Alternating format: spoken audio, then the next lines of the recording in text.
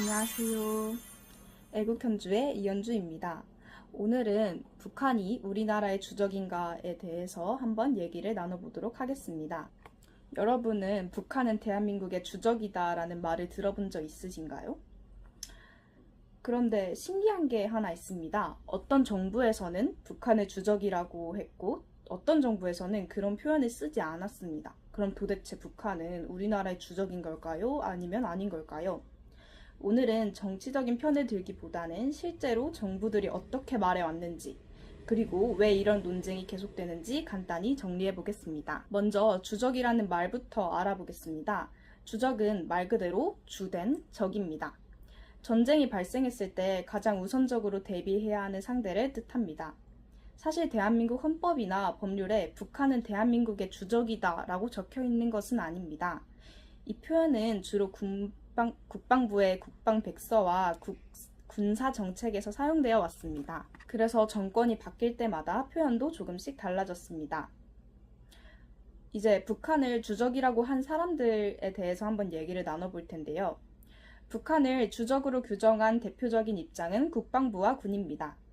특히 최근 국방백서에는 북한 정권과 북한군은 우리의 적이라는 표현이 들어갔습니다. 여기서 중요한 점은 북한 주민이 아니라 북한 정권과 북한군이라고 표현했다는 것입니다. 최근 국방부 장관들과 군 수뇌부도 대체로 비슷한 입장을 유지하고 있습니다. 왜냐하면 북한이 핵무기를 보유하고 있고 대한민국을 직접 겨냥한 미사일 능력을 계속 발전시키고 있기 때문입니다. 군 입장에서는 가장 현실적인 군사 위협으로 보는 겁니다. 이렇게 주적이라고 입장을 표명한 공직자가 있는 반면 주적이라고 하지 않은 사람들도 있습니다. 대표적으로 일부 정치인들과 통일정책을 강조하는 인사들입니다. 이들은 북한은 위협이 맞지만 주적이라고 부르는 것은 적절하지 않다고 주장합니다. 이유는 간단합니다. 북한과는 전쟁만 하는 관계가 아니라 대화와 협상도 해야 하기 때문입니다. 또 북한 주민 전체를 적으로 보는 오해가 생길 수 있다는 주장도 있습니다. 그래서 이들은 위협이라는 표현은 사용하지만 주적이라는 표현은 사용하지 않는 경우가 많습니다. 네 번째로 왜 북한은 주적이라고 보는가에 대해서 얘기를 나눠보겠습니다. 북한을 주적이라고 보는 가장 큰 이유는 네 가지입니다.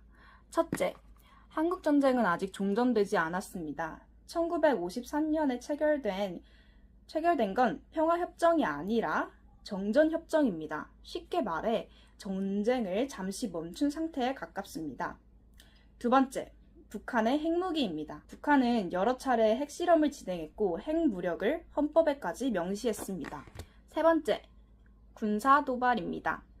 천안함 피격, 연평도 포격, 미사일 발사 등 대한민국 안보를 위협한 사건들이 계속 발생했습니다. 네 번째, 군의 역할입니다. 군은 가능성을 보는 조직이 아니라 최악의 상황을 대비하는 조직입니다. 그리고 군 입장에서는 북한을 가장 우선적인 군사 위협으로 볼 수밖에 없습니다. 결국 이 논쟁의 핵심은 북한이 위협인가가 아닙니다. 사실 대부분의 사람들은 북한이 안보 위협이라는 점에는 동의합니다. 진짜 쟁점은 그 위협을 주적이라고 표현해야 하는가입니다.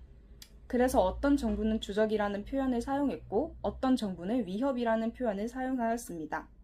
하지만 어느 정부든 북한의 군사력 자체를 위협하지 않다고 평가한 적은 거의 없습니다. 여러분은 어떻게 생각하시나요? 북한은 대한민국의 주적일까요? 아니면 위협이긴 하지만 주적이라는 표현은 적절하지 않을까요? 댓글로 여러분의 생각을 남겨주세요. 오늘도 부족한 영상 시청해주셔서 감사합니다. 구독과 좋아요 부탁드리겠습니다.